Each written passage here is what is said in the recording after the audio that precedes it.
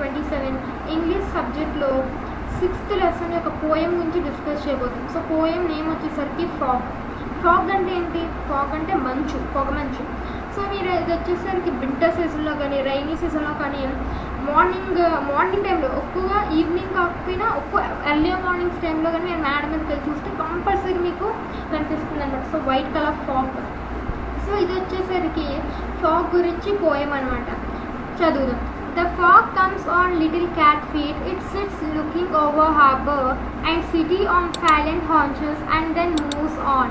అంటే అర్థం ఏంటంటే ఇందులో ఫస్ట్ స్టాంజాలోకి వచ్చేసరికి ఫాగ్ గురించి ఉండేది వల్ల ఒక స్టాంజానే. సో ఈ స్టాంజాలో వచ్చేసరికి మనకి రాసిన ఆథర్ మనకి ఏం చెప్తుందంటే ఫాగ్ గురించి అనమాట. దీని మూమెంట్స్ అనేవి వింటర్ సీజన్లో చలికాలంలో ఎలా ఉంటుంది అని చెప్తున్నారు. సో దీన్ని పోయిట్ గారు క్యాట్తో కంపేర్ చేశారనమాట, పిల్లితో.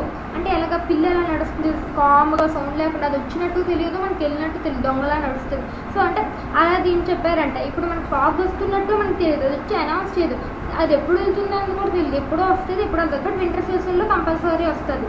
సో దాంతో ఒక స్టీల్ది నేచర్ అని చెప్తున్నారనమాట. సో స్ట్రెస్ అనేది అవుతుంది, ఎప్పుడు స్ట్రెస్ అనేది అవుతుంది. దీని పర్సనాలిటీ కూడా ఫాగ్లో ఒక పర్సనాలిటీది అక్కడ కూర్చొని మొత్తం ప్రపంచాన్ని అంతటిని డిస్టర్బ్ అవ్వకుండా డిస్టర్బింగ్గా చూస్తుంటుందని చెప్తున్నారు. ఇది ఒక చోటు ఉండదు, అలా మూవ్ అవుతూనే ఉంటుంది. లైక్ క్యాట్ అన్స్టేబుల్గా ఉంటుంది, రెస్ట్లెస్గా ఉంటుందని చెప్తున్నారు. ఒక ప్లేస్ నుండి ఇంకో ప్లేస్కి మాయమైపోతూ ఉంటుంది, అలా మూవ్ అవుతూ ఉంటుందని చెప్తున్నారు. ఇదే పోయం అనమాట. సో నెక్స్ట్ వచ్చేసరికి మనం నెక్స్ట్ లెసన్ గురించి ఇంకో వీడియోలో డిస్కస్ చేయబోతున్నాం. అన్నీ ఒకే వీడియోలో అయితే మనం వీడియో లెంత్ అయిపోతుంది. మీకు కానీ ఈ వీడియో నచ్చినట్లయితే లైక్ చేయండి, మీ ఫ్రెండ్స్కి యూస్ఫుల్ అనుకుంటే షేర్ చేయండి. ఇలాంటి వీడియోస్ మరికొన్ని మీకు కావాలంటే సబ్స్క్రైబ్ చేయండి. Thanks for watching.